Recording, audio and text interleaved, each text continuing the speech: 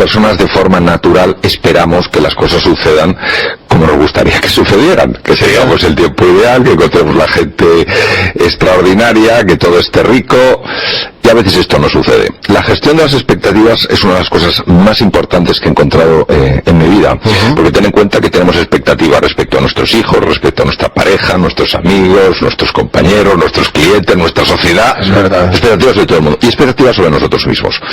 ¿Qué ocurre cuando una expectativa no se cumple? Ocurre algo muy natural, que es la aparición, la experiencia de dolor. Y aquí es donde tenemos que hacer un alto muy importante y muy serio. ¿Cómo se gestiona el dolor? Primer punto esencial. A nadie le gusta el dolor. No conozco, ni creo que conozca en la vida, a nadie que me diga, quiero un poquito de dolor en mi vida. Nadie quiere el dolor. Ahora bien, el dolor tiene dos connotaciones. Una, la propia de esa emoción, es decir, esperamos una cosa y no sucede, y experimentamos dolor, nos sentimos traicionados, bien sea por un amigo, bien sea en nuestro trabajo, bien sea por el tiempo climatológico, por lo que sea. Esto es normal, esto es humano. Si no tuviéramos nuestra humanidad, no experimentaríamos dolor. Ahora bien, ¿qué hacemos con este dolor? Con este dolor podemos hacer dos cosas. A mí me gusta hablar de dos vías, la vía del crecimiento y la vía del sufrimiento. ¿Cuál es la vía del crecimiento? La vía del crecimiento es aquella en la que dejas que el dolor te moldee sin rendir el alma. ¿Cuál es la vía del sufrimiento? La vía más ancha, la más fácil de tomar, en la cual nos cargamos de emociones negativas, empezamos a culpar a los demás, empezamos a culparnos a nosotros mismos, de alguna manera no queremos tener ninguna reacción con ese dolor. Pondré un ejemplo. Es como hay unas plantas por ahí muy incómodas que se llaman las ortigas. Si tú tocas una ortiga, tienes una urticaria. ¿Qué pasa cuando te ha picado la ortiga? Que tienes unas ganas tremendas de rascarte. Son casi inevitables esas ganas de rascarte. ¿Qué ocurre cuando te rascas? Que se pone mucho peor. Entonces, lo fácil ante la expectativa no cumplida es metafóricamente ese rascarse. ¿Qué es rascarse? No lo quiero, empiezo a buscar culpables en mí mismo, en los demás, etcétera, etcétera. El problema es que esto se sabe que origina el siguiente efecto. Produce una caída de la autoestima, y siempre que te vuelvas a acercar a algo que te lo recuerde, automáticamente huirás. El sufrimiento continuado desgasta. Claro, desgasta porque queda imprimido, queda impreso, queda grabado como una pérdida de confianza en uno mismo, como una pérdida de confianza en la vida. Mientras que si uno opta por la vía del crecimiento, sencillamente acepta que eso ha pasado así. Aparta como pueda ese dolor, aparta como pueda esa tendencia a morder el anzuelo, a rascarse después de esta sensación incómoda, y empieza a explorar qué hay de aprendizaje ahí, qué posibilidades nuevas de descubrimiento. Esta es una vía estrecha. Yo, cuando he tenido la lucidez de seguirla, he conseguido ver cosas que han superado con mucho lo que había perdido porque las expectativas no se habían cumplido. Oye, y esto, me vas a permitir la comodidad, pero esto no se puede hacer con el prójimo.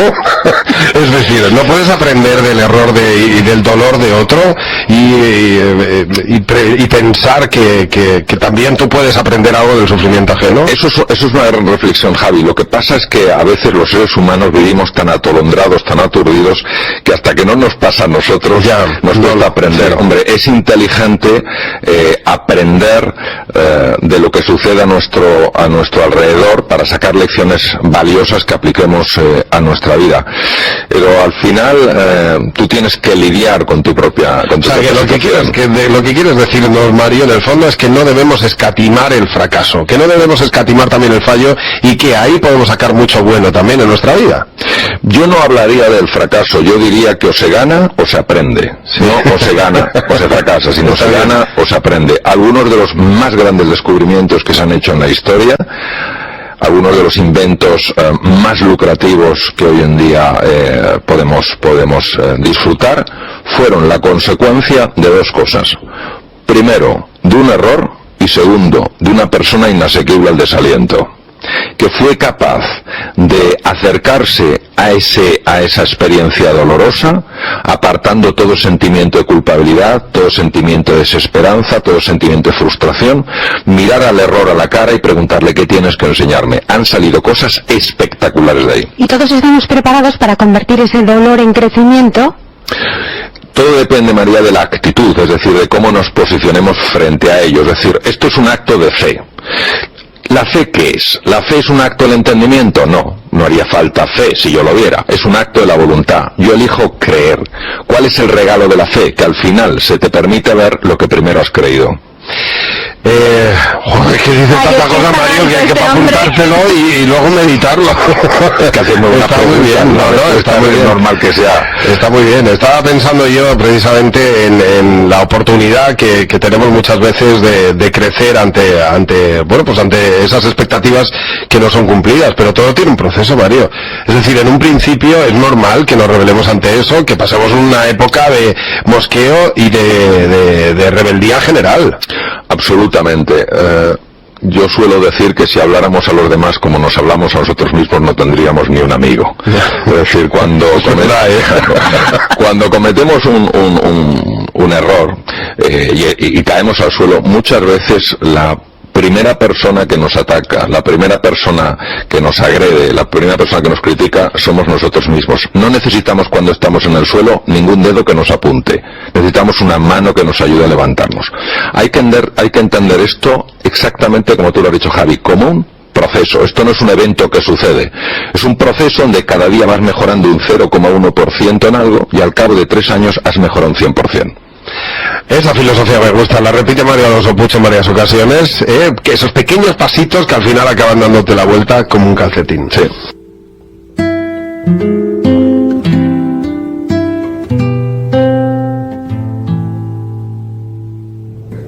Imaginaros que fuéramos olas. Una ola que tiene un nivel de conciencia elevado sabe que está hecha de mar. Y por tanto ve a otra ola, sea más alta, más baja, más ancha, más delgada, y la reconoce como de la misma naturaleza, y por tanto sería absurdo que tú atacaras a algo que es de tu misma naturaleza. Pero ¿qué pasaría si la ola se hubiera olvidado de que está hecha de mar y solo se fijara en su forma y dijera yo soy una ola y tú eres una ola diferente y no hay nada que me una a ti en la distancia? Ese momento que no se sabe cuándo se originó es cuando surge en el ser humano la creencia que creemos que hay, o entendemos que es la más profunda, que anida en el ser humano, y que es el ego. El ego es una creencia de enorme profundidad en la separación.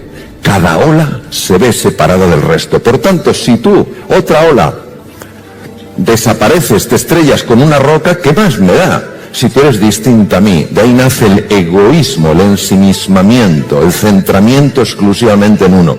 Pero si yo reconozco que tú, ola, vas a estrellarte contra una roca, pero entiendo que tú y yo somos unidad, porque somos océano, ya me importa y jamás te podrá hacer daño. Esta creencia se genera muy pronto en el ser humano, probablemente va de generación en generación y nacemos con ella. Y tiene un arraigo importantísimo a nivel del cerebro. Cuando somos niños, al sentirnos aislados, aunque vivamos en una familia y vivamos en un entorno cultural, al sentirnos aislados, al sentirnos en peligro, al sentirnos indefensos, cualquier experiencia que tengamos de pequeñitos que incremente esa sensación de pequeñez, de aislamiento, de miedo, de impotencia, va dejando un recuerdo probablemente en ciertas regiones del cerebro, fundamentalmente en los núcleos amigdalinos. ¿Qué ocurre? Que cuando somos mayores eso está ahí y vamos a un sitio, vamos a una fiesta, nadie nos hace ni caso, y ese no sentirte aceptado inmediatamente produce un disparo en esas estructuras cerebrales. Vamos a un sitio, encontramos la incertidumbre, no sabemos cómo controlar, ¡cha!, se vuelve a disparar la pistola. ¿Qué ocurre en el cerebro cuando se dispara este trigger, cuando se dispara esta pistola, este gatillo? Hay cambios muy profundos. Y el primero, como os he comentado, es que ciertas áreas del cerebro, la amígdala, ciertas áreas del hipotálamo, el hipotálamo lateral, se ponen en marcha y dan lugar a una reacción de alarma. Fijaos, no digo de alerta, no digo de alarma. Cuando esta reacción de alarma se produce, estamos probablemente ante el origen de la violencia, porque sale la bestia que hay en nosotros, sale Mr. Hyde. Y Mr. Hyde en ese momento se siente aún más ola separada del resto, más amenazada, y necesita tener, poder, controlar, someter. Pero esto no es porque el ser humano en su núcleo no tenga bondad, verdad o belleza. Es porque vivimos a nivel de una creencia muy instalada que es el ego, donde cada ola no se siente parte del mar. Cuando las personas somos violentas, es porque tenemos miedo y porque sufrimos. Detrás de todo acto de agresividad hay una persona que sufre y que muestra su sufrimiento, curiosamente, haciendo sufrir a los demás. Otra cosa importantísima que me encantaría compartir con vosotros: cuando se activan los centros de alarma en el cerebro, en la amígdala, en el hipotálamo lateral, se desconecta por completo o casi por completo las áreas más importantes del cerebro humano para pensar con claridad, para tomar buenas decisiones, para aprender, para ser creativo. Es decir, las áreas de la inteligencia se desconectan. On, el sistema de alarma; off, el otro.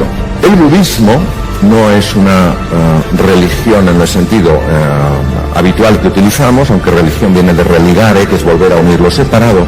Es una filosofía que Muni Buda, el príncipe Gautama Siddhartha, fueron grandes y son grandes investigadores de la mente. Yo he tenido algunos maestros budistas que me han ayudado a entender aspectos de la mente. Y fijaros qué interesante, su receta, su camino en 7 pasos para ir reduciendo el poder que esa creencia tiene en nosotros. No te sientas ofendido. Libérate de la necesidad de ganar. Libérate de la necesidad de tener razón. Libérate de la necesidad de sentirte superior. Libérate de la necesidad de tener más y más. Libérate de la necesidad de identificarte con tus logros. Yo soy mis logros, yo soy mi estatus, yo soy mis títulos académicos, yo soy... No, tú eres mucho más que eso. Sé amable, pues, Platón, sé amable, pues cada persona con la que te cruzas está librando su ardua batalla. Si cada persona fuera un libro, nos daríamos cuenta de que la historia de su interior es mucho más valiosa que la portada.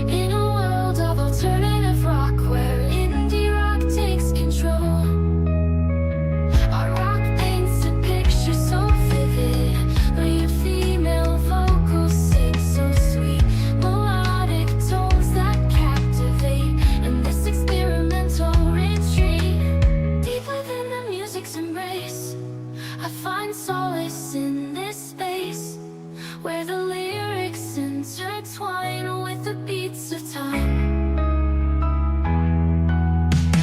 Layers of sound surround me like a symphony of the mind. An art rock masterpiece unfolding in a melody so kind. Each note a brushstroke of emotion, painting hues of every shade. The female vocals breathe life into a song that won't fade. Deep within the music's embrace, I find solace in this space, where the lyrics intertwine with the beats of time. As the music evolves and shifts, I surrender to its gift. An experimental journey where the deep meets the sea. Deep within the music's embrace, I find solace in this space, where the lyrics intertwine with the beats of time. The final chord fades away in this chill melodic play. A song that lingers in the air, leaving traces everywhere.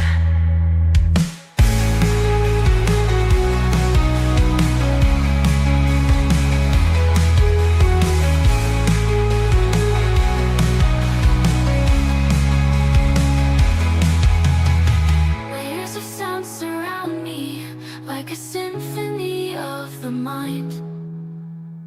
An art rock masterpiece unfolding in a melody so kind.